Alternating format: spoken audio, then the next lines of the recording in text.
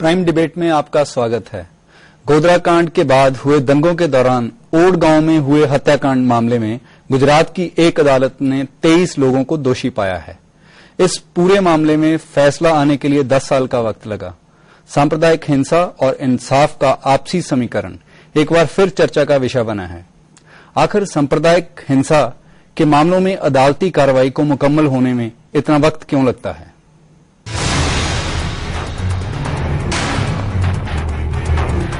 साल 2002 में गुजरात में भड़की सांप्रदायिक हिंसा में कई लोगों को अपनी जान गंवानी पड़ी। तब से ही दंगा पीड़ितों के पुनर्वास और इंसाफ का मामला सुर्खियों में रहा है।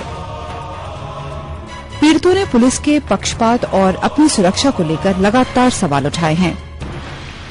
ये भी कहा जाता रहा है कि गुजरात की भाजपा सरकार इंसाफ की प्रक्रिया में दखलंदाजी करती आई है। नतीजन पीड़ितों का इंसाफ के लिए संघर्ष का दम टूटता नजर आया। आज करीब 10 साल बाद इस मामले में अदालत का फैसला आया है, लेकिन कुछ सवाल अब भी ज्यों के त्यों बरकरार हैं। 1984 से लेकर अब तक सांप्रदायिक दंगों की लंबी फहरिस्त है। इन दंगों को चाहे कितने भी साल बीत गए हों, लेकिन दंगा पीड़ितों की इंसाफ की मांग अब तक कायम है। सवाल ये है कि सांप्रदायिक हिंसा के मामलों में इंसाफ को इतनी देरी क्यों होती है? इन मामलों में पीड़ितों को इंसाफ दिलाना आखिर किसकी जिम्मेदारी है? लंबा हो रहा इंतजार क्या इंसाफ का कत्ल तो नहीं कर रहा? इस मुद्दे पर बात करने के लिए हमारे साथ स्टूडियो में मौजूद हैं प्रोफेसर खालिद मोहम्मद, जो पंजाब यूनिवर्सिटी चंडीगढ़ के पॉलिटिकल साइंस डिपार्टमेंट में पढ़ाते हैं, गुरप्रीत सिंह जी जो केंद्रीय गुरु सिंह सभा के नुमाइंदे हैं, रामबीर भट्टी जो चंडीगढ़ बीजेपी के जनरल सेक्रेटरी हैं, चेतन प्रेमाणी जो एक कंप्यूटर साइंटिस्ट हैं और गुजरात से ताल्लुक रखते हैं। आप सभी का आज की इस चर्चा में स्वागत है। खालिद जी, आप पॉलिटिकल साइंटिस्ट हैं। 10 साल बाद ये फैसला आया है जिसमें 23 लोगों को दोषी पाया गया है, 23 लोग बरी कर दिए गए हैं इस फैसले में। आप इस अदालती फैसले को कैसे देखते हैं? ये जो फैसला आया है, इनफैक्ट 10 जगह पर जो दंगों का वहां पर 2002 में हुए थे, 10 जगह के लिए अभी कोर्ट में केसेस चल रहे हैं। ये सिर्फ तीसरा फैसला है। गोधरा का हुआ, उसके बाद एक और हुआ और ये तीसरा ओट का फैसला है। अभी और फैसले आने बाकी हैं, उसमें पता नहीं कितनी डिले होगी। सिर्फ यही बात नहीं है कि सिर्फ सांप्रदायिक दंगे जो है उसी में देर लगती है, बल्कि अदालती कार्रवाई हमारे यहां इतनी स्लो है और उसमें इतनी ज्यादा प्रॉब्लम्स हैं, लीगल टेंगल्स इतने ज्यादा हैं कि तकरीबन हर केस को ही देर लग रही है, सिर्फ सांप्रदायिक दंगों को ही नहीं। जहां तक सवाल है इस फैसले का, इस फैसले में मैं ये देखता हूं कि बहुत ही डिले हुई है। Justice delays is justice denied. और इस तरह से क्या होता है, बहुत से लोग जो अफेक्टेड होते हैं वो बेचारे कई मर जाते हैं, कई उनके रिश्तेदार मर जाते हैं, वो फैसला देख ही नहीं पाते। एक और ट्रेजेडी इसमें आ रही है। इसमें 10 साल बाद क्या हो रहा है, दंगे हो गए, दंगे होने के बाद एक लंबी फहरिस्त है, बड़ी डिस्कशन हुई इसके ऊपर, दंगों के ऊपर। लेकिन एक नई ट्रेजेडी खड़ी हो रही है, वो ये कि जिनके खिलाफ अब फैसले हो रहे हैं, आज मैं देख रहा था कि वो भी बेचारे अकेले ब्रेड विनर्स हैं, उनकी फैमिलीज आगे सफर करने के लिए तैयार हैं, जो 10 साल के लिए 20 साल के लिए जेल में जाएंगे। हमें ये एड्रेस करना चाहिए ये होता ही क्यों है, वहां पर स्टेट का दायित्व क्या है, क्या स्टेट जो है वहां पर फेल हुआ या स्टेट जो है उसने अपनी कोताही दिखाई, इस चीज के ऊपर और आगे को ना हो इसके ऊपर ध्यान देना चाहिए। बाकी तो स्टैटिस्टिक्स बन जाता है, और ये कितने मरे, कितने घायल हुए, कितने को फांसी की सजा हुई, कितने को मौत की उम्र कैद हुई, हमें ये देखना चाहिए कि स्टेट अपनी जिम्मेवारी निभा रहा है या नहीं निभा रहा है, जो स्टेट का दायित्व बनता है।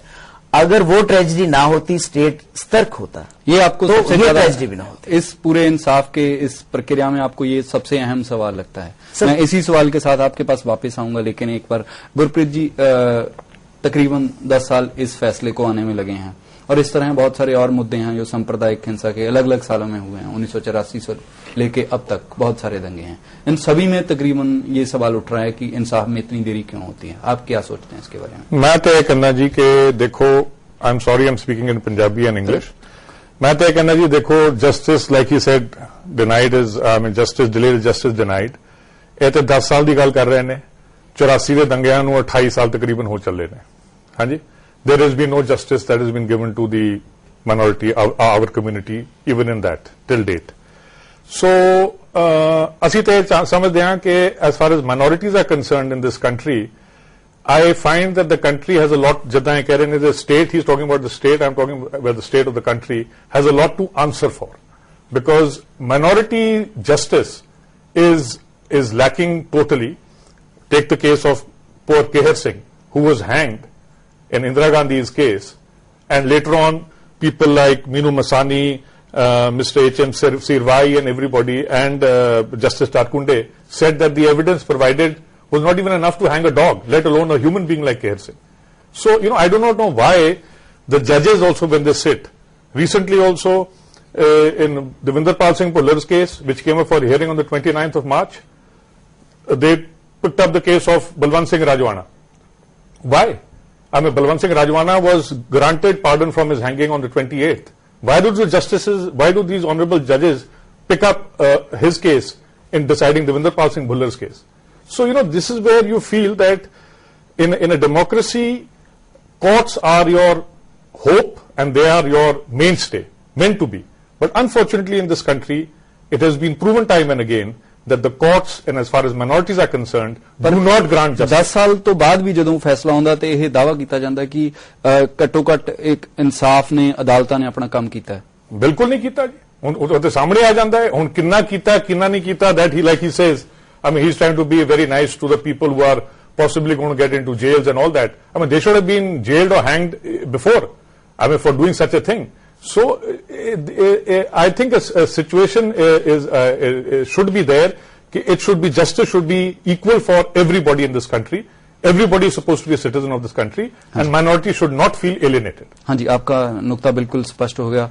रामवीर जी, दो नुक्ते हैं। एक नुक्ता तो ये है कि जो इंसाफ में देरी होती है वो नाइंसाफी के बराबर है, और दूसरा ये है कि इस देश में जो माइनॉरिटीज हैं उनकी एक डिससेटिस्फेक्शन ऐसे प्रक्रिया के साथ लगातार बनती जाती है। आप क्या सोचते हैं इसके बारे में? मेरा कहना है कि जो आप माइनॉरिटी की बात कर रहे हैं, जो मेजोरिटी के लोग हैं उनका तो माइनॉरिटी वालों से भी बुरा हाल है।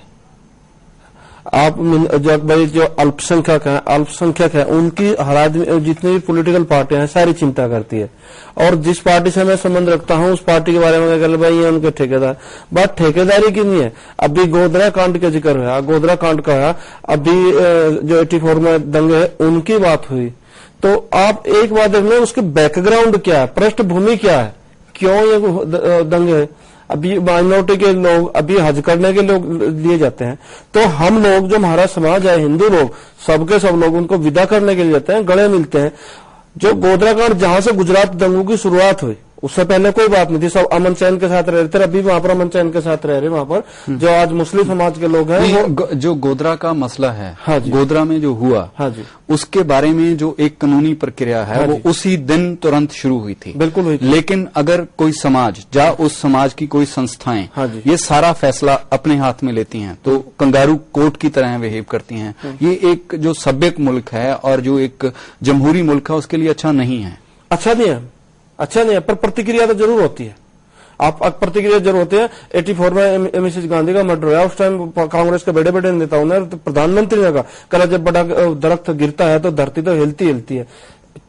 दिल्ली तो आप के अंदर 3000 लोग जो गोधरा एक रात में हुआ, जो गोधरा के बाद हुआ, हाँ जी, उसको आप उसी कॉन्टेक्स्ट में देखते हैं जिस बात में राजीव गांधी ने ये कहा था कि धरती को हिलना, मतलब बड़े पेड़ के बाद धरती का हिलना अटल लगता है आपको। नहीं, this is what you are trying to say. मेरा ये कहना बिल्कुल नहीं। उस टाइम उनके प्रधानमंत्री जी ने जो बात कही, मैं वो बात कह रहा कि बड़े बड़े लोग इस बात को कह रहे हैं, पार्टी के जिम्मेवार देश के प्रधानमंत्री इस बात को कह रहे कि आप अन्याय है, अत्याचार है, वो तो चाहे अल्पसंख्यक के ऊपर हो चाहे बहुसंख्यक के ऊपर अत्याचार हुआ ना, न्याय अमीर आदमी को ना मिले, गरीब आदमी को मिले, बहुसंख्यक को ना मिले, अल्पसंख्यक को ना मिले, सबके लिए बराबर है।